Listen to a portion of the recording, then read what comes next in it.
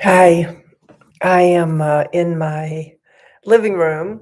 I have, what do you call them? Skylights. So it's quite possible that I have multiple lights on my body today because of the multiple lights that I have around me. Nope, got to leave that one on. So I just trust the power of the web, of the electromagnetic energy that holds the internet together. I'm very aware that people are largely people-centric, thinking we're what sourced all life, and we're the ones that impact life, and we're the ones that have things go the way they go. But it's actually not true. Actually, what happens is we're part of a greater whole. We're part of a greater majesty of being. That being carries a body. It carries the physical nature of things. And I have been observing something, and then I tried to find places to put it, but there just isn't any place to put it. It's just not the listening. It's not what humanity is paying attention to. I think we hardly even know we have a body, much less realizing our body is becoming part of a larger webbing of a one body. But if you look at the science of a human being is actually designed to be symbiotic. In other words, we're designed to be part of each other. We're designed to operate on behalf of each other, and we're designed to be in a relationship with each other. Kind of far afield from what we're experiencing, however, isn't it? But one of the really cool things going on is that on February 22nd, Sandra of Quantum Bioengineering, who lives in the Sahara Desert, a young avatar, and Matthias of Yoso, who will be in the Egyptian pyramids and bonding different aspects of creation together, literally to restore the geopathic nature. They have their certain intentions, but they're really busy restoring the geopathic nature of the human system that belongs to the earth and has been part of the earth and been part of the paradise of earth, not the human circumstance. So I just want to say a couple of things today, just to get it logged in. I'm logging it in with the electromagnetic field, which is much closer to creation and the activity of creation than human beings are, to tell the truth. But we've been noticing something in the field of Tantra Mat. Not all of us, a few of us, enough that we're starting to pattern and have experiential states, biological, no, embodiment states that are very cool. It's like being in a group Shakti, being in a group prana, or a collective, I should say, being in a collective embodiment that is forming as a and there's this odd phenomenon where it's not like we're not feeling sort of like our nervous system is an electromagnetic grid. It's more that all of us know it's good that are experiencing it. It's pretty cool. It's pretty cool. So that's the one thing I want to say. And then the two other things, because I think somebody might be out there that's experiencing this. And even if there's just one of you, I just don't want to miss a chance to tell you. It's really good news. You know, some things that are hard are not bad. Birth is hard. It's not bad. Lifting weights can be hard, not bad. And our nervous system returning to the uh, electromagnetic grid of the earth and becoming part of a greater system of reality that has us feel like we're in paradise. That's not bad. And there are some, one of my famous quotes is enlightenment is a biological event, and we're in that biological event. More of us than we realize. The problem is that most people are still in old perceptions that don't match what's going on. So that's one thing. The other two things is I've had two conversations uh, about interactive, interrelated, interdependent structures that really are in structures of unity. They really are actual structures of unity within which new futures can rise. And it's really interesting to me because, like, one statement was groups are getting together all over the world, and we're on it. You know, there are multiple groups gathering in a coherency and a unity-based consciousness, having things rise, but they don't know about each other.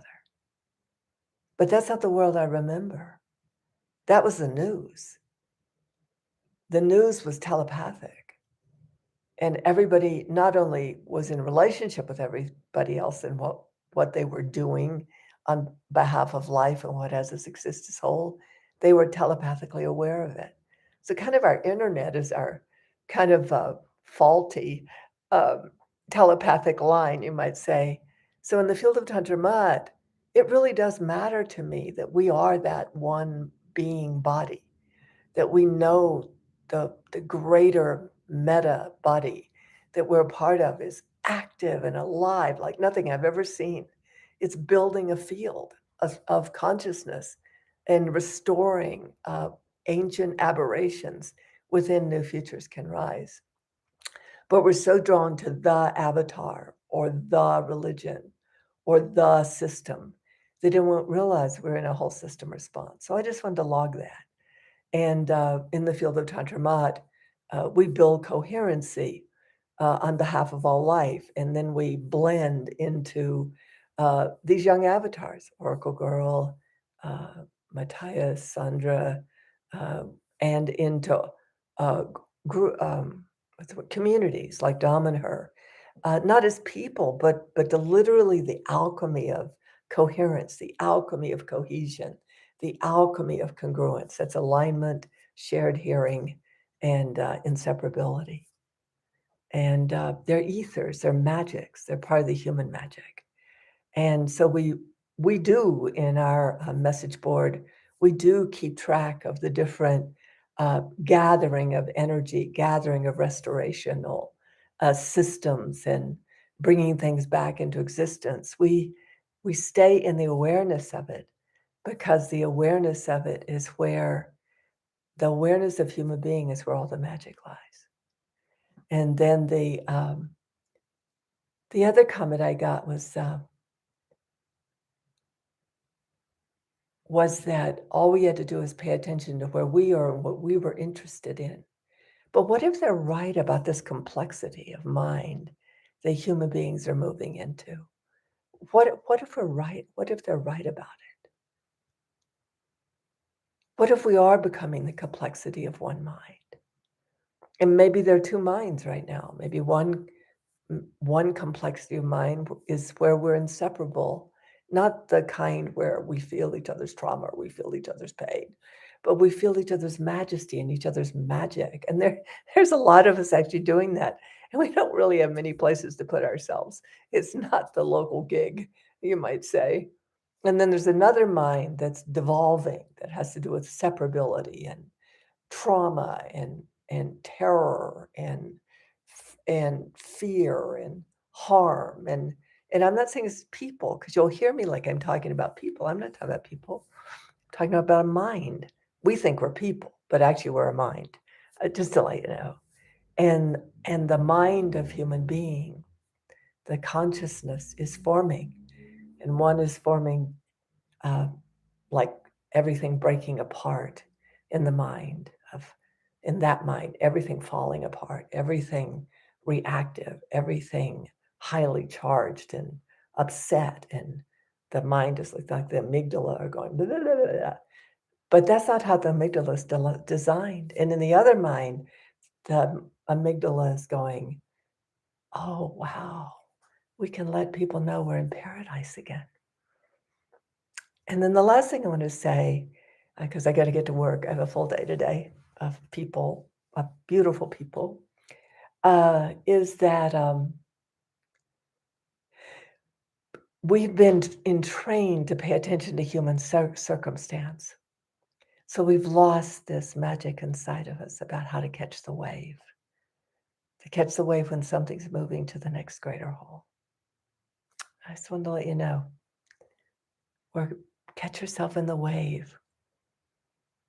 Whether you're drawn to Matthias or drawn to Sandra or drawn to me or drawn, hate to say me, the field of Tantra Mud, because it's about harmony, symmetry, proportion, and balance, and the unity of soul above, soul below. All of us have our structures of intent and action and interest, and whatever your intent, action, and interest is, you should follow that, because it's all building coherency, the ability to be in a shared field of paying attention to higher vibrational forms and to be in a new forming, and to align with each other on behalf of catch the wave, moving to the next greater whole. And cohesion, that's harder because it's when we don't have this fear of each other. We don't have this need to feel separate.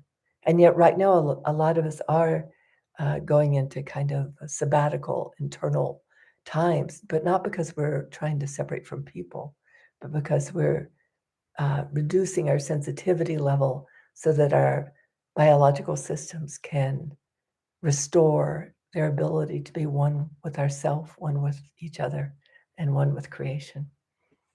That's all I got to say.